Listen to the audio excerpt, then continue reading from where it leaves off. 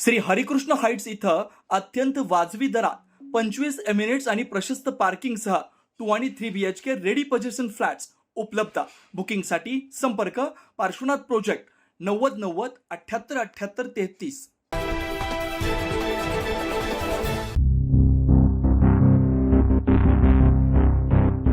नाशिक महानगरपालिकेसाठी आज सकाळपासून मतदान प्रक्रिया पार पडते। एकीकडे मतदान प्रक्रिया सुरू असताना दुसरीकडे नाशिकमध्ये शिवसेना ठाकरे गट आणि भाजपमध्ये राडा झाला। माजी आमदार वसंत गीते आणि विद्यमान आमदार देवयानी फरांदे हे आमनेसामने असून शिवसेना ठाकरे गटाच्या उमेदवारांनी मालेगावहून बोगस मतदार आणले असल्याचा गंभीर आरोप आमदार देवयानी फरांदे यांनी केला।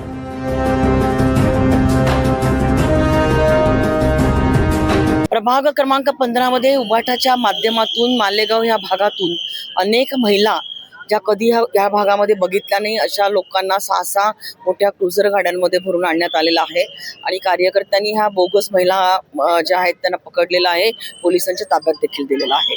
अनेक ठिकाणी असं आढळतं की बूथवरती मतदानासाठी जातोय तर त्या ठिकाणी आधीच त्यांचं मतदान झालेलं आहे।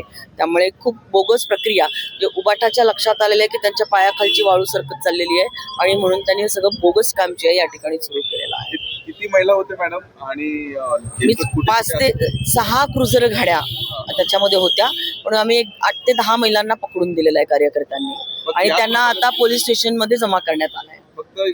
याच प्रभागामध्ये असा गोंधळ आढळला आम्हाला आता आणि तो आम्ही पोलिसांकडे पकडून दिलेला आहे। यावर माजी आमदार वसंत गीते यांनी विरोधकांच्या पायाखालची वाळू सरकत असल्यानं यासारखे आरोप ते करत असतात असं सांगत देवयानी फरांदे यांनी केलेल्या आरोपाचं खंडन केलं।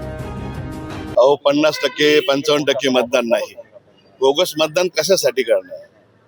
हा आमचा मूळचा प्रभाग आहे आणि याच्यामध्ये लोक आमच्या पाठीमागे आहे। आमचा विजय हा 100% आहे। आता स्वतः इथले आमदार असल्यामुळे पायाखालची वाळू सरकणार, पक्ष विचारणार ना तुम्ही काय केलं, तर ते त्यांची जबाबदारी आहे। कसं काय बोगस मतदार होऊ शकते?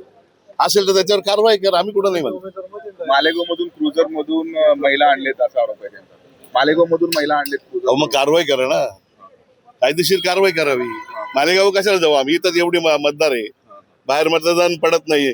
पहिले त्यांना आव्हान करा, त्यांना सांगा आपलं काम आहे लोकप्रतिनिधी म्हणून जास्तीत जास्त मतदान करावं। आम्ही कुठलं तिथे बाहेरून तिथे मतदान आणणार? इथंच आमचे मतदार एवढी आहे, कशासाठी करणार आहे? खोटा आरोप करणं हे चुकीचं आहे आणि नेहमीच आहे त्यांचं। आणि ज्या माणसांनी त्या महिलांना पकडले त्याला मारहाण पण केल्याचा आरोप। कसं मारहाण कोण करणार राव? मला कळतच एवढे पोलीस बंदोबस्त या ठिकाणी। मी सकाळपासून इथं बसलेलो, मी कुठल्या बूथवर गेलो नाही, काय नाही, फक्त इथं खुर्ची टाकून बसलो आणि त्याच्या पुढे हल्लो नाही। लोक येतात, मतदान करतात, लोकशाही आहे। बोगस मतदान झालं असेल तर तुम्ही ठरवा आणि त्याच्यावर कारवाई करा। एकूणच गेल्या विधानसभा वेळी देखील फरांदे आणि गीते यांच्यातला वाद झाला होता आणि त्याचीच पुनरावृत्ती देखील आता झाल्यानं फरांदे आणि गीते यांच्यातील वाद कायम असल्याचं बोललं जात आहे। काटेगल्लीतील प्रभाग क्रमांक 15 मध्ये हा प्रकार घडल्यानं या ठिकाणी पोलिसांनी बंदोबस्त वाढवला आहे।